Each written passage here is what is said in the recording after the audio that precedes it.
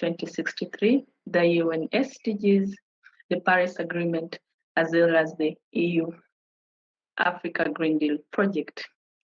And now to today's webinar, we'd like to explore with our panel how to upskill Africa for the fourth industrial revolution. But before I do so, I'd like to introduce the functions of the webinar room here today. On the upper left of your screen, there is a public chat function. You can use it to interact with the panel as well as pose questions to them. If you cannot see my presentation, on the bottom right, there is a hand signal, and next to it, there's an icon that you can use to restore and follow the presentation here today. But first, I'd like to share with you a video about the work of the Africa Alliance. And I seem to have lost the video, but it's now.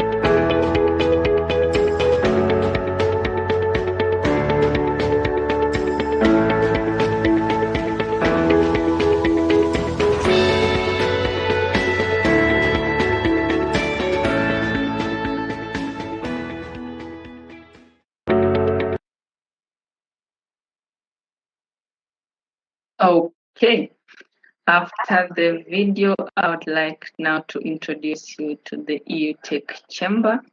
If you're joining us and you cannot see my presentation, please click on the bottom right icon on your screen next to the hand signal to restore the presentation. And we'll start with the introduction of the Eotech Chamber. Now, the Eotech Chamber is a registered NGO with a mission and vision technology obliges. Started in 2015. The headquarters are at in Tegernsee in Germany.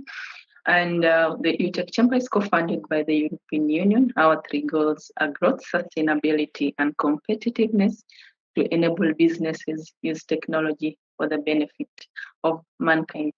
How the Chamber does this is structured into different alliances. There are regional alliances, tech alliances, as well as impact alliances. For under the emerging markets, Latin America, China, and Africa, which is organizing this webinar today. We also have one for German-speaking Europe. The tech alliances include IoT, mobility, energy, smart cities, environment through to food farming and fisheries. And then we also have the impact alliances, the finance, SDGs, climate action, as well as the women in tech.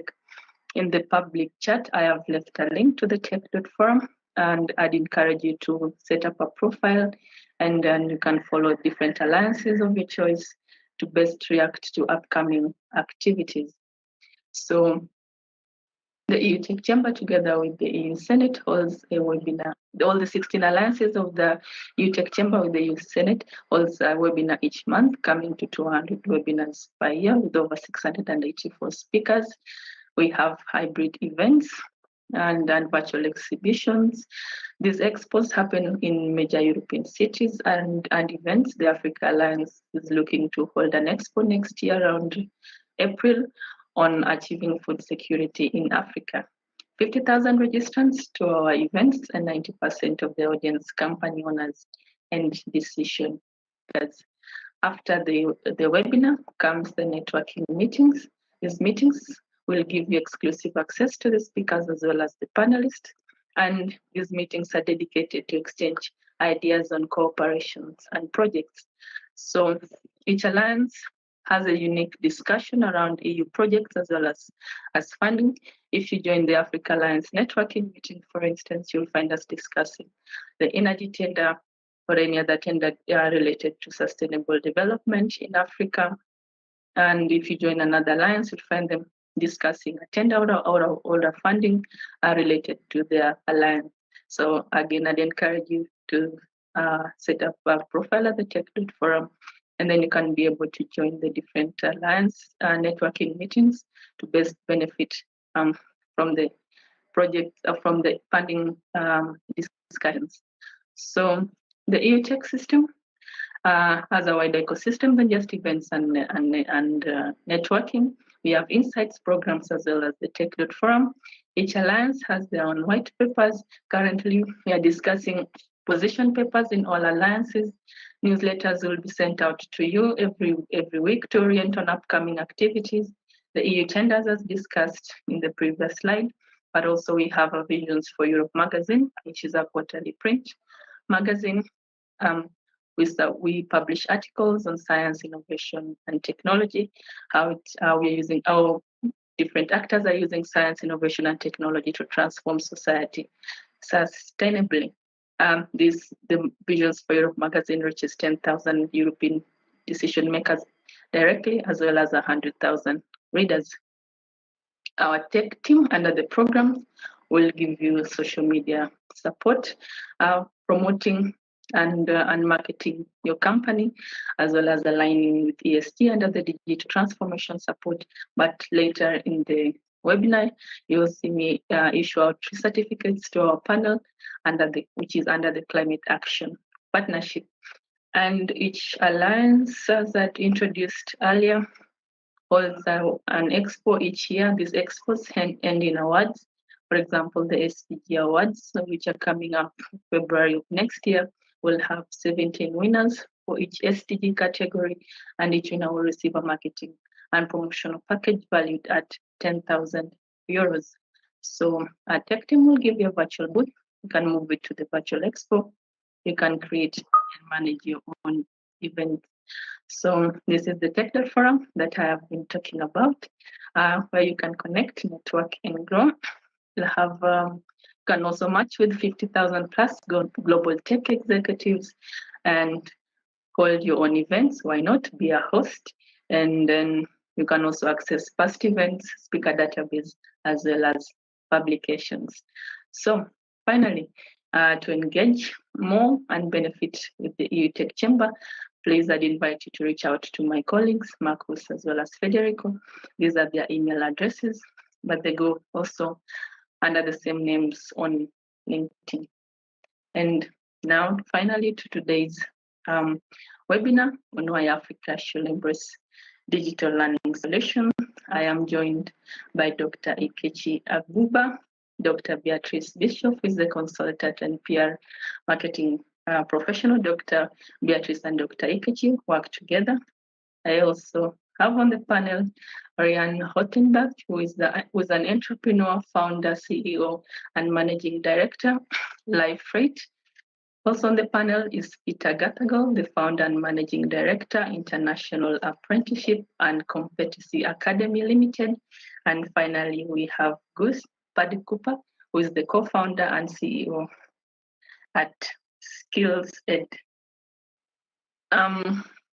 If you're joining us right now again and you can't see the screen, please only click on the bottom right icon next to the hand signal to restore your presentation, but also on the upper left hand of your screen, there is a public chat function you can use to pose questions to our panel here today, as well as interact with the audience. So we have Dr. Ikechi, who is an agroeconomist as well as an agribusiness management and food security expert. Since 2003, Dr. Ikechi has been carrying out research on economics of agriculture, agribusiness, and marketing of food and agricultural commodities in sub-Saharan Africa, as well as developing economies. Is an active advocate member of the European Technology Chamber, participating in different work streams as expert and speaker, and was nominated as board member of the Africa Economic Alliance Committee, which focuses on possible and easy solutions geared towards deploying business ideas as well as relevant technology solutions targeted to African communities, thereby developing interregional technology cooperation between Europe and Africa. Dr. Ikechi is working with Dr. Beatrice, who is a marketing and professional consultant with a focus on international policy, interdisciplinary innovation, and exchange, digitalization, and sustainability. Dr. Beatrice is a member of the managing board of the Foreign Affairs Association Munich, columnist at the European Weimar Media Group, member of the board of trustees at the Kavala International University in Minnesota, USA, the Eotech Chamber, board member of the Women in Tech Alliance, as well as German consultant of Mohammed bin Rashid Aerospace Hub in Dubai. Her special project is a PETS, a foreign policy economic ecosystem approach created to give us answers to the burning questions about the future of work and future of education. And also we have Ryan, who has experience as a programmer, cost and management accountant, financial manager, sales and marketing manager, and general manager as well. He has managed 4 milling complexes and a hatchery in Swaziland as well. And these complexes were in 5 African countries. He managed transport in-house and third parties to transport various consumer, raw materials, and agricultural goods in 8 African countries. And then after Ryan, we'll have Peter Gathagol, who is the founder and managing director, International Apprenticeship and Competency Academy Limited, entrepreneur and founder. Peter has worked across 17 countries and 3 continents over the past 39 years. And then in his current position as managing director, Peter created the International Apprenticeship and Competency Academy Limited, developing the first internationally accredited vocational training company in Tanzania, offering qualifications to both existing tradesmen and women, skill validation, and the plans are to develop several training schools to offer apprenticeship programs to both employers and employees across many sectors. The International Apprenticeship and Competency Academy Limited sees the use of AR as critical to accelerate the training and certification process of people seeking a career in engineering and construction. Finally, we will have Gus, who is graduated in the 1890s at Wageningen University of the Netherlands in biotechnology, agronomics, and agricultural business economics. After finishing his studies, he lived and worked 4 years in Honduras. During the period, he worked with and trained farmer cooperatives on sustainable and organic agricultural practices. So Gus is the co-founder and CEO of Skilled, which started as a startup early 2015, a company providing blended learning and training solutions for remote areas. Skilled provides a learning platform which is optimized for low-tech circumstances. Learning can even be done completely offline on simple Android smartphones or other devices, and Skilled supports local organizations to develop blended learning journeys, which include digital lesson, face-to-face training, webinars, etc., depending on the target group and context. So Skilled is now active in over 15 countries worldwide, most of them in Africa. Welcome, panel. To start our discussion will be Dr. Beatrice and Dr. Ikechi. Let me first of all share your presentation, and then the stage is yours. Yeah, let me have that now. Thank you, Svetlana. You already introduced me. I don't have anything to add. We, Dr. Keji and me, are talking today about the approach of the Agro-Entrepreneurship Factory. This is an educational model we both developed together. It is based on applied science and is dedicated to the new technological teaching possibilities and agricultural technologies on one hand, and the new contents of a sustainable agricultural or agribusiness industry on the other hand. The approach is interdisciplinary and international, and here is it based on Africa. Um, our Entrepreneurship Factory program is an educational hub. It is based on PETS, a foreign policy ecosystem. This is my approach for the new technologies, not only as an educational model, but also for other possibilities, simply as a hub model. It emphasizes interdisciplinary and international connectivity to achieve a globally coordinated industry of sustainability led by progressive countries, mega hubs, free regions, cities.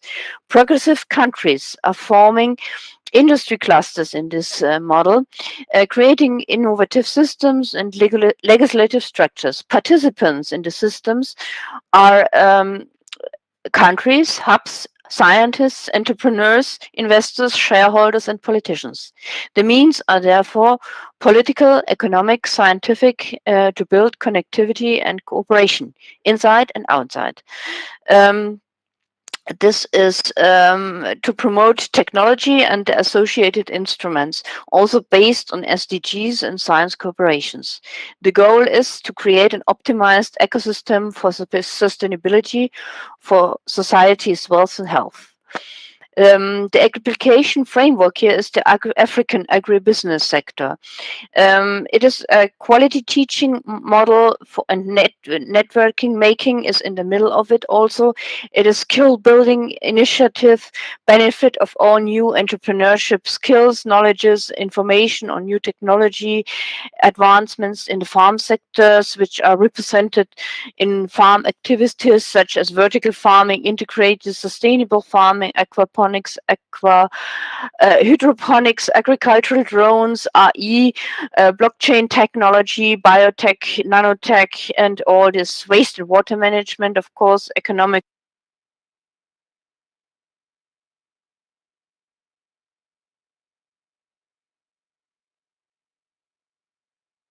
I'm sorry, I got the wrong button. The program is structured for the optimal preparation for major ventures and activities in agribusiness and other related fields. It is created for farmers, already existing farmers, but also for various agri-tech startups and features agripreneur or farm startups. What we do is quality teaching for farmers, for students, but also startups. We connect them online because Kavala University is in the middle of it. It's an online university with professors with African roots. The most professors have African roots. Our chief professor or our dean for this structure is Professor Ikeji Akbukba. He is the agriculture professor and he's the leader of the program. And we teach students in these already mentioned sectors: policy, economy, technology, and society.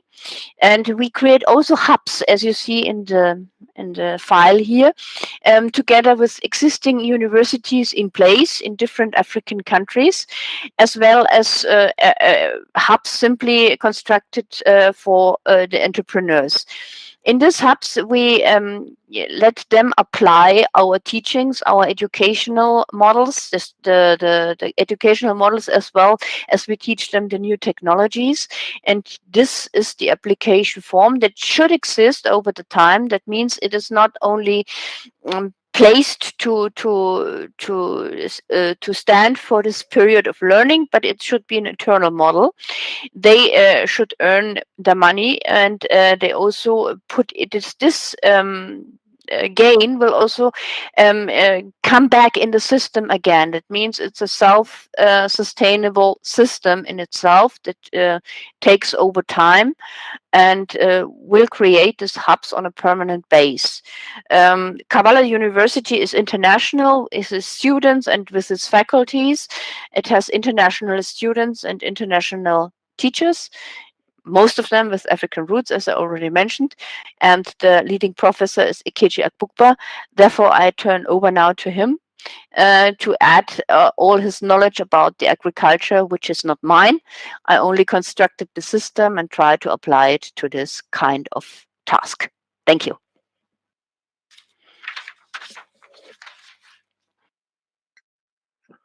Thank you very much, my great colleague and partner at the PETS Foreign Policy Ecosystem. Can I say that, and thank you also, Svetlana. Thank you, my fellow panelists. I am very pleased to appear here in this way. And I chose to appear like this because this is a bit of African attire. And because the PETS Foreign Policy Ecosystem, which was created by my colleague, Dr. Beatrice, I had to populate the content of technology, which aligns with the fourth industrial revolution. And of course, we know we are in the advent of technology, and we are, we've had sessions here when Eotech have invited resources who are, variously specialized in artificial intelligence, blockchain technology, and Internet of Things, agricultural drones, among others. Yes, and we have also, tried to recommend ways. Even I remember last year we did, we were in, a very hectic session. Let me call it hectic period with Dr. Beatrice and Patience Chidong and many of others. We were creating a white paper just for Africa's, system to welcome European investors. So our solution is very timely and is very sustainable, like Dr. Beatrice said. It's very sustainable because it's reachable. It's reachable. We have even signed MOU with some notable universities in Africa. And why are we doing that? We are doing that so that when we are creating the hubs, the special hubs, and we will be able to reach down to the African farmers directly. And we know that most of them are now getting educated. African farmers, or rather youths, because youths of Africa are the main targets, because they have over time had this perception problem that agriculture is for poor people, people who are non-entities, people who are, will I say, people, trash people. Let me use that word. But agriculture is no longer like that. So they want to see a more scientific and technologically driven agriculture, and that's where the whole concept aligns with brain reengineering and to tell them this is what agriculture offers. So I say this very timely, and the Eotech has a lot of thing to gain from this system which Dr. Beatrice developed. Yes, because why I'm saying this is it's because most initiatives that aligns with the educational sector normally, normally are sustainable and normally gain a lot of entrance and capacity within the continent. Yeah, like most people who apply for funding opportunities and they bring in institutions and universities and even now that the African Union is working with the education system, that's the universities of Africa, to see how we can make the educational system more digitized, more digitalized. Yeah, And like I said, we will be able to reach out to farmers. We have, identified universities in the SADC region, some universities even in the Eastern African region. Of course, we will always identify with the ECOWAS region because that's where the giant of Africa is situated. Yeah. So so to of course, the whole approach is to create for more efficiency, more productivity, so that it will ensure food security. We are having a challenge with food insecurity. How many people are, eating and feeding well? And of course, this approach aligns with the Food and Agriculture Organization, the definition of food security, which says that everyone has to eat a healthy food at all times and of course at all places, and to be able to meet its safe and dietary and nutritional needs. Thank you. Thank you so much, Dr. Ikechi. Everyone has to eat a nutritional food at all times, at all places. Very much important right now that even the East African region is experiencing severe drought. And now, let me go back to and we'll have Ryan for his presentation. Just a second as I share you. And then I give you the presentation rights. The stage is yours.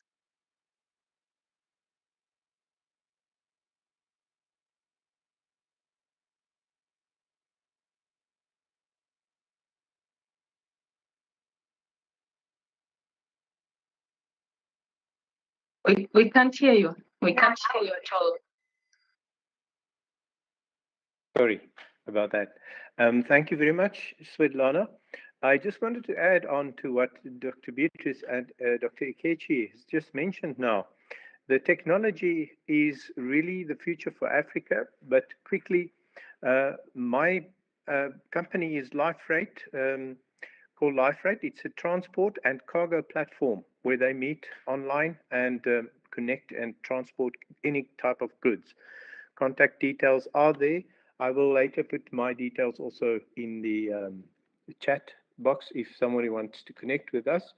Then on the market and business perspective, the way we see it is the future is digital. And as mentioned, more and more online and cell phone. The future is digital. More and more can be done from any smart device. Learning, banking, shopping, we know that. How much do we currently do on cell phones? And that's opening especially for Africa, where there's a lot of people in the rural markets, like we've heard before, farming and things like that. And now there's connectivity. So training is crucial for Africa in digital format. And it will open up many doors and it will change Africa as a whole continent. If we drive it and if we expand more, businesses have to digitalize to stay in competition and to ensure sustainability. There's, however, resistance to change sometimes in digital platforms and solutions from certain entities and even people. So we need to bridge that gap. People don't need to be fearful of digital change, and digital learning is key to open the doors there, overcoming through embracing digital learning. And then digitalization, the challenges to scale up and ensuring sustainable growth. To us, it's important that we need infrastructure to do that. As mentioned now, universities, Dr. Ikeji said, and agreements with certain bodies and entities to help put in infrastructure and networks availability and access for every person who wants to learn. That is key, we believe, and that will drive change for the better for everyone. Lack of organizations involved in establishing networks and digital learning facilities, that we need to also have people coming on board and with partnerships, whatever, to bring that about. And accessibility of resources, including technology devices and low-cost communications. As referred once again on training centers, universities, schools, etc.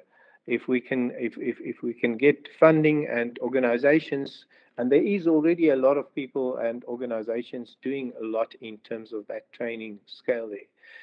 Then the recommendations that we've looked at market barriers is infrastructure, as we said, availability and accessibility to devices. And then the market challenges that we say is the product funding, need for marketing resources to achieve mass adoption. And then the market gaps we see is empowering entrepreneurs, helping businesses to strengthen their sustainability strategies. And we at LifeRate is offering a solution, in short, that you can use from any smart device to connect with cargo and transporters. And also at the bottom there, you can see LifeRate offers a free online training course, now that we are busy with that, on Udemy. There's a link if anybody is interested to do that. It's free. And we support 100% the whole of Africa to become more and more interconnected, to learn more and more on digital platforms, on digital hardware, instruments, etc.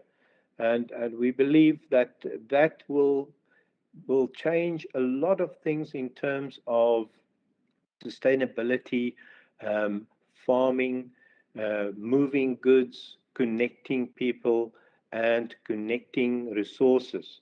That nowadays, most of that is, if not all, already on digital platforms. It's just that we need a big drive to bring that to all the people.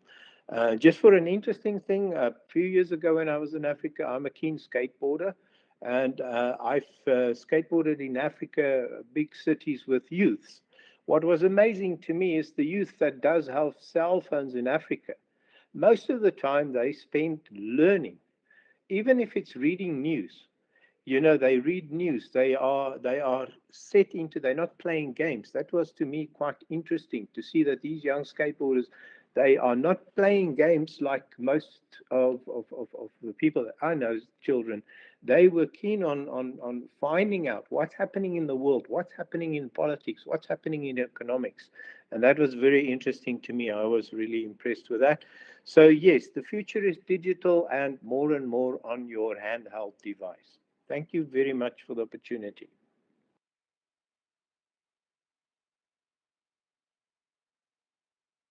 Thank you as well. Just a second. The future is digital and the future is now. So moving on, we have Peter, and just finding your presentation. There you go. The stage is yours.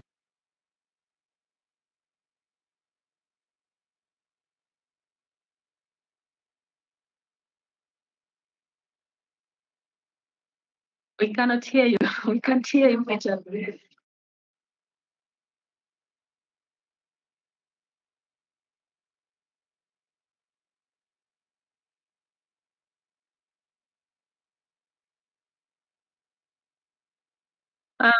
Not yet. No, we can't hear you yet. I can see you're unmuted, but we can't hear you. I don't know why. Maybe you can try refreshing your browser, and then in the meantime, I'll circle back to you. And then in the meantime, I can hear you. I think I saw a sign of life. How about now? Yep, perfect. Okay. Thank you. Greetings from Dar es Salaam. Okay, so my background, power generation, engineering, construction. Last year, 2021, we decided to set up this International Apprenticeship and Competency Academy to try and bridge the gap in vocational training, specifically in Tanzania. Historically, vocational skills and a career through a trade was considered, there's a stigma associated with it. Unfortunately, the educational system in Tanzania is if you fail grade 7, so that's approximately at 13 years old, so you're cast out of the educational system and your only career path is through a vocational training provider. And although there are private and public providers, there is no standard, there is no proper regulation. So the attempt of IACA is to step in to try and bring a higher standard in vocational training and give the youth the opportunity to get a career. And if the standards are correct and if the competency levels are right, whether they learn that trade in Tanzania or they learn that trade in South Africa or in UK or Europe, it shouldn't matter. If you're a tradesman, if you're an electrician, a mechanic, a welder, then it should be an international qualification. That's what we're trying to bring to Tanzania. There is the gap is here. There's hardly any dialogue between industry and employers and the training providers. So what we're trying to do is encourage the regulator to see how that bridge can be, how we can bridge that gap by bringing in industry. Industry should drive training, vocational training. It shouldn't be driven by governments. It should be driven by industry and employers. And we're partnering with the UK Training Board. I'm a product of the UK Training Board. I served a 4-year apprenticeship many years ago. And with that apprenticeship, I was given a passport, and that passport allowed me to ply my trade around the world. And that's, at the end of the day, what we're trying to do in Tanzania is raise the standard of vocational training. And what I've discovered, and I'm new into the educational business, as I said, my background is working in industry, but through the association of the UK Training Board, we're applying that now in Tanzania. Internationally, the UK Training Board have providers in 50 countries across the world, and again, raising the standard of vocational training. And what I've learned in the last 12 months is that through digitization, through augmented reality and artificial intelligence, that these learning curves, traditional apprenticeship programs could be 3 to 4 years, but through the technology, these training periods can be shortened, both from a technical perspective and a qualification perspective.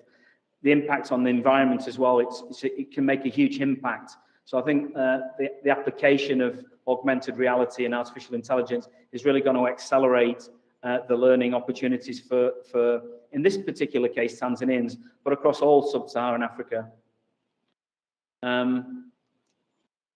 Opportunities and challenges. Well, clearly, the world pandemic and COVID had a big impact on access to e-learning and the, let's say, the innovation that went across the world. And those innovations are now available to Africa and to countries like Tanzania. And these organizations in Europe are reaching into Africa and providing this support. So I see there's an opportunity here with these partnerships in Europe.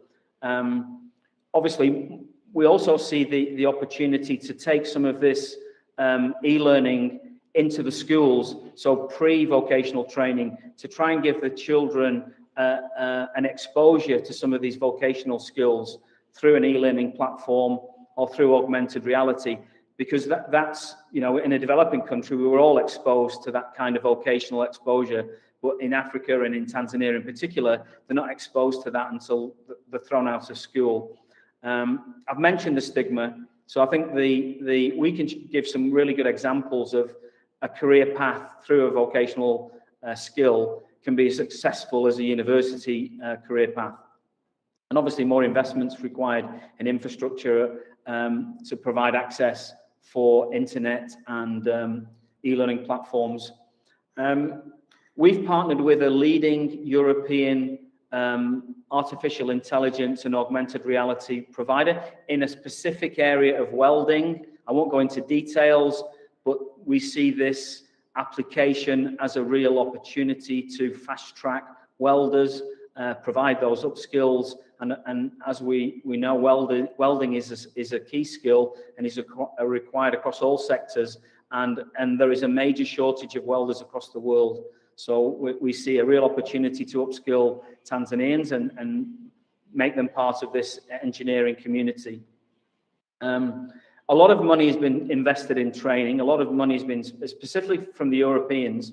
But from my experience and from my observation, that there's been a drive for quantity rather than quality. And I think, again, using digitization, we can really provide high competency training and high competency results rather than going for mass numbers and ticking boxes and saying we've trained 5,000 people in Tanzania to a level of skill which nobody's quite sure of, and it's not giving them a skill that's making them employable. So we really have to focus down on, is the skill providing that individual with an opportunity to earn and give themselves dignity and earn some money and live a proper life.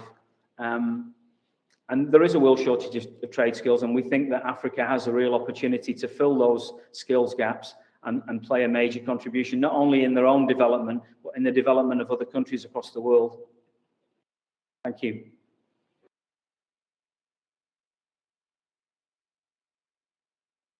Thank you, Peter. And then finally, we're going to hear from Gus. The stage is yours, please.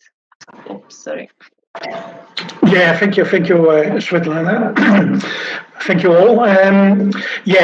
We think at Skilled we started 7-8 years ago to bring learning and make learning easier, especially in the low-tech areas, limited internet access.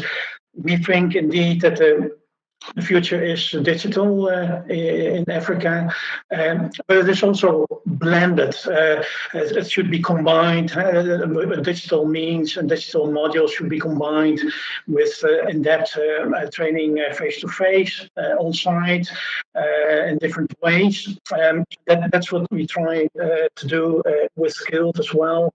We think that it's extremely important to reach out to everyone, also to more difficult to reach groups. That means that digital training should not only be available online, but also offline. That's something we've taken up at Skilled as well. And the courses can be followed fully offline, but can also be shared offline. So you don't need any internet, only a simple Android device. And then that's really key in our eyes to reach out to everyone and to enable people to learn. We have also seen that people pick up learning skills, digital learning skills quickly once having access, and are very eager to learn. Therefore, it's really important to improve that accessibility. Apart from that, I think also that learning should be contextualized and localized as much as possible. That's what we, for instance, try to facilitate in the Skilled platform as well. That in principle, any trainer anywhere should be able to create her or his own contents, possibly based on existing contents or totally new contents, and organizations and trainers should also be guided in how to do that. It's a totally other way of learning, of training, from conventional to partly digital, blended learning, and also combining, let's say, the digital modules with face-to-face training that requires some guidance and training as well. It's important to have that included in packages as well. And if you do so, you can make those trainers much more effective. You can scale, and I think that digital tools and means are extremely important to do that, to reach out to much larger groups in a very effective way. Finally, I think a key issue is also cross-learning and co-creation between groups. There can be groups of farmers, for instance, or technicians being attached to a certain institution and learning there, and co-learning in the platform, like in Skilled.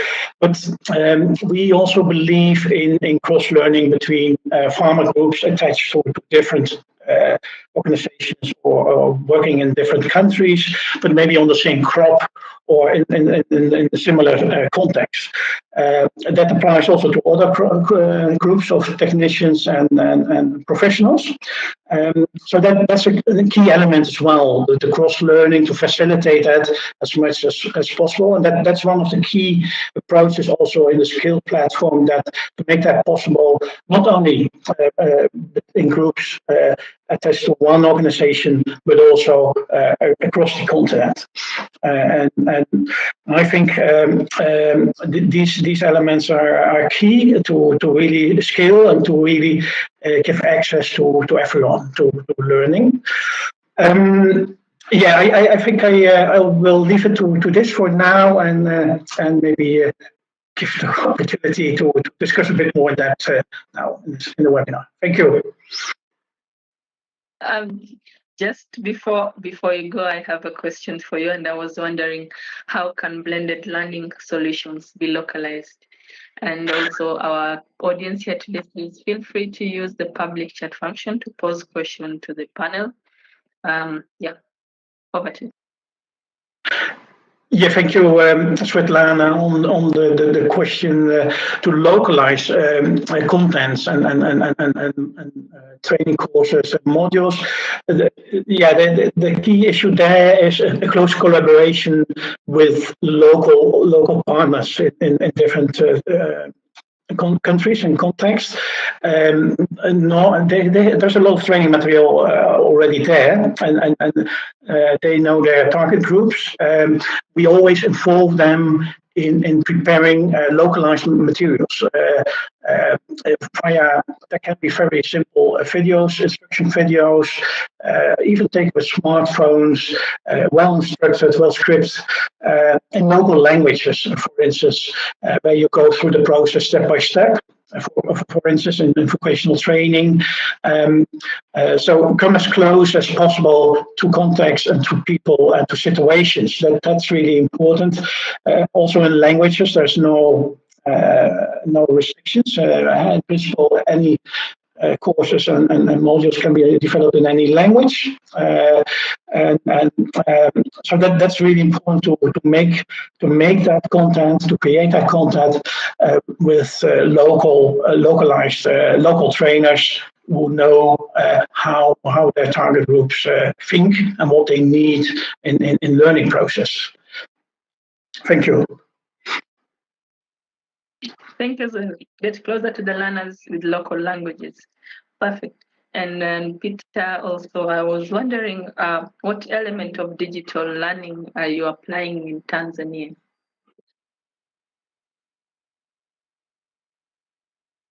Thank you, Svetlana. The two elements of digitization, the technology that we're applying for welding training, for example, it's technology out of Spain. The organization's called Seabury. And basically, it's augmented reality. Students will learn on a digitized platform. They'll simulate, effectively, it's a simulator. So they'll practice all the different techniques of welding on a simulator and get really good. And the thing about welder training is it's all about muscle memory. So this technology applied shortens the time to train somebody to become really accurate and competent welders. And in terms of time, material, environment, it's a game changer for the welding industry, and it's spearheaded from Europe. So we're very excited about rolling out this platform to all of the training providers in Tanzania.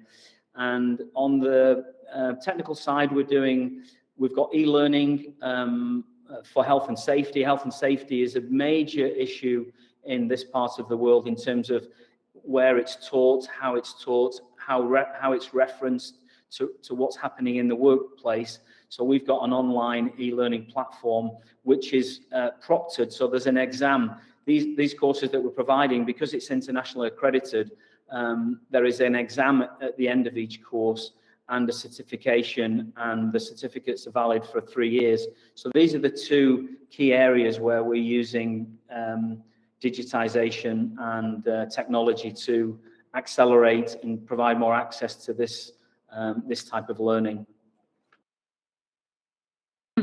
And staying with you, Peter, because coming from personal travel experience in Tanzania, I wanted to ask you as well, how do you feel about infrastructure, high-speed internet, and etc., and how it impacts digital learning? I think Tanzania is blessed really with the digital revolution in telecoms. I think from all of the East African countries, I think Tanzania was the first to really embrace mobile money and that kind of platform. But as Gus has mentioned, and even with the software and hardware that we're applying in the welding training, the digitization is in the system, and therefore you don't need the internet. So I think this blended learning is key, where you may need some access to the internet at some point of time, but the rest of it can be downloaded, and you don't need to have huge infrastructure. But I'd say from what's happening in terms of telecommunications and 4G and 5G, Tanzania is well placed in East Africa for access to high-speed internet, and that's a good thing. Great, thank you for that.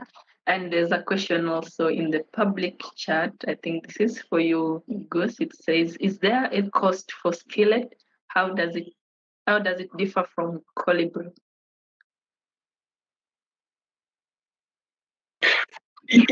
Yeah, thank you for that question. Yeah, now there's two versions. We have a public platform, Skilled, which is free. There's courses there created by our partners, organizations which want to share that knowledge for free. That is in different languages available. And then there is also part of the skill platform where you can only access courses when organizations give you access to that. That is sometimes paid courses and sometimes limited access to specific target groups. And of course, we support organizations in developing blended approaches, including digital modules, etc. And we do that. There's a consultancy fee for that kind of support. So there's different versions of collaboration possible. I hope that answers your question, Janet. And then Dr. Beatrice, I don't see you on camera anymore. I had questions for you, if you can hear me, about training young entrepreneurs in the agribusiness sector. And I was wondering, is it in the middle of your approach, and how does the ecosystem look like, and what impact could it reach? I don't know if Dr. Beatrice is still here with us, but if not, I see Peter, you've raised your hand. Yeah, just a question about language. We've had the 3 of our courses translated into Kiswahili. Obviously, that's a key element to impacting Tanzania. And so, again, through our partners in the digital space, they're able to do translations for us. So that obviously, that's an element that I wanted to let everybody know, that local language is a key element to accelerating this e-learning. Yeah, I couldn't agree with you much more.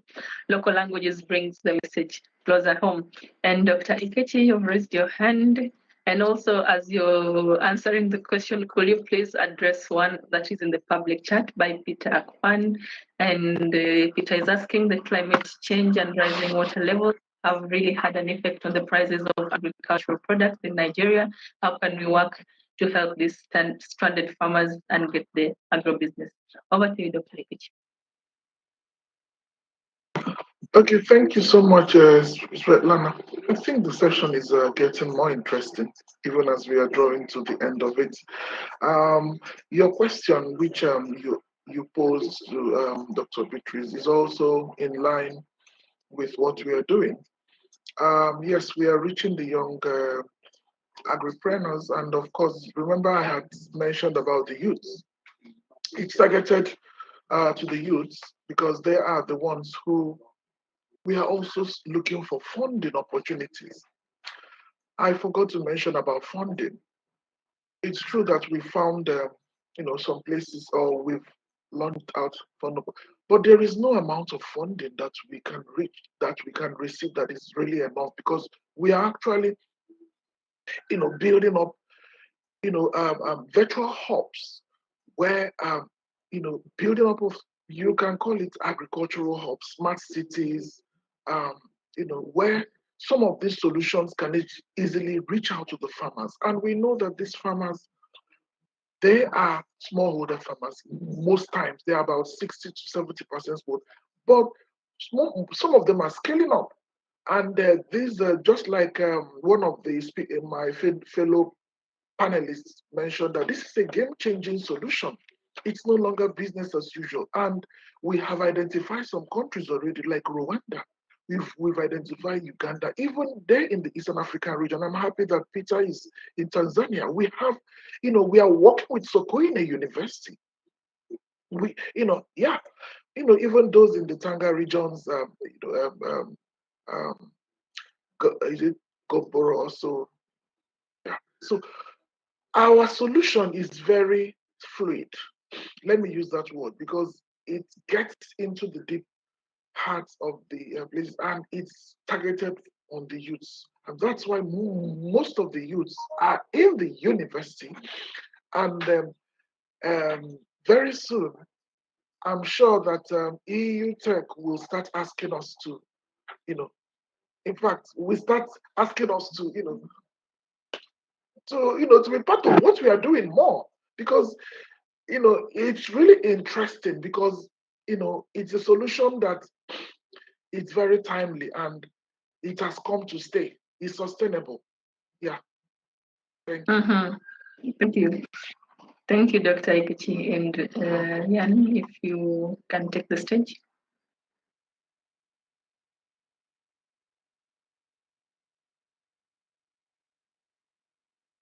We can't hear you. We can't hear you at all. Or I can't hear you at least. Okay, sorry. I want to add on to what Dr. Ikechi is just mentioning now in terms of the small-scale farmers. I think me and you had just touched on it.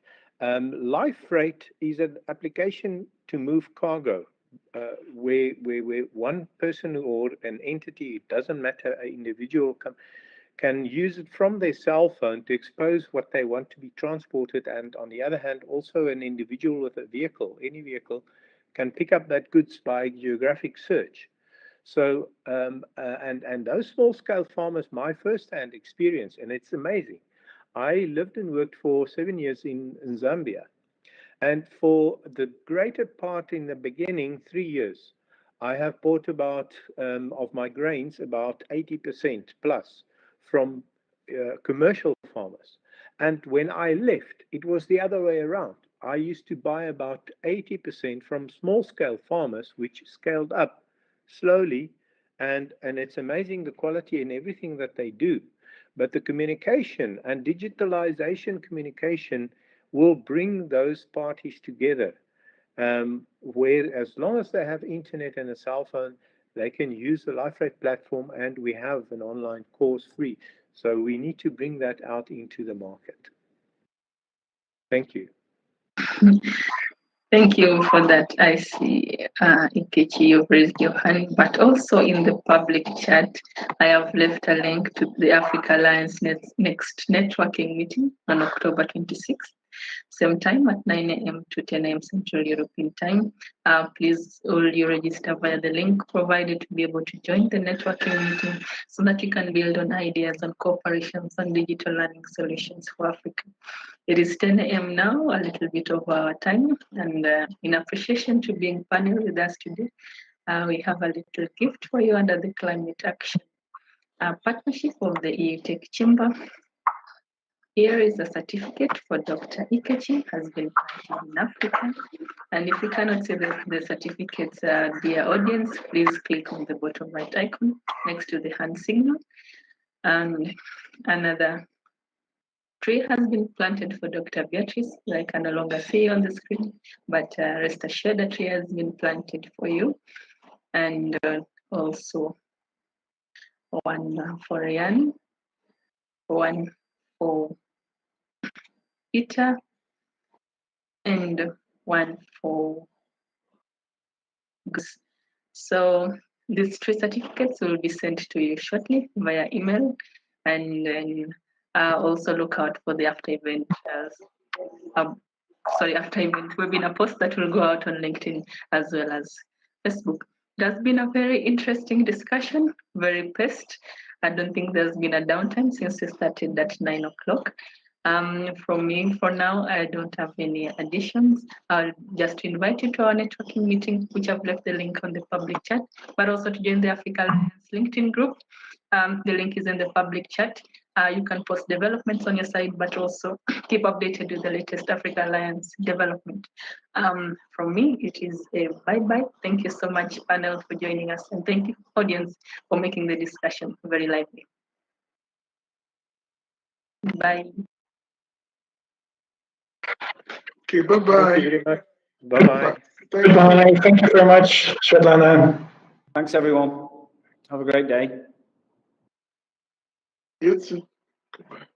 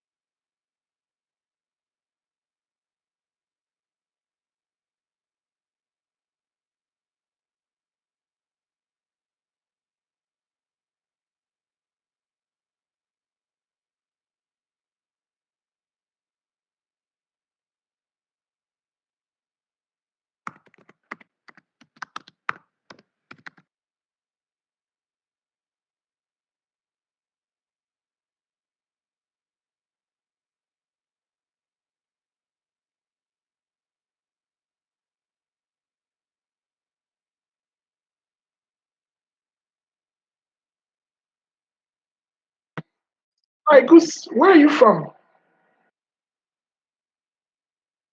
Hello. Where are you based? Yeah, I'm based in the Netherlands. Oh, okay. In the Yeah. You're based in the UK, eh? Is it right? Yeah. Yeah, nice meeting you this way. as well. Yeah, great. Do you use LinkedIn? Sorry? Do you use LinkedIn? Yeah, LinkedIn. I am on LinkedIn. Yes. I can share my profile. Let me check. Yeah, I think I also sent. Let me share that one. Yeah, in the chat. You around Rotterdam? No, near to Amsterdam. Actually, I'm in Hilversum, which is 35 kilometers from Amsterdam. Oh, okay. Yeah. Do you look at your private chat? I sent you something on your private chat.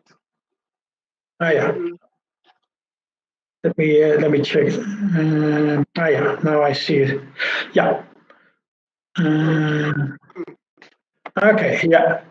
Great. Now, thank you.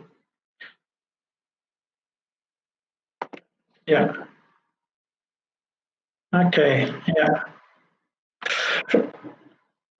Okay. Okay. Later. Yeah. Talk later. Thank you. Have a good day. Thank you. Bye bye. You too. Yeah.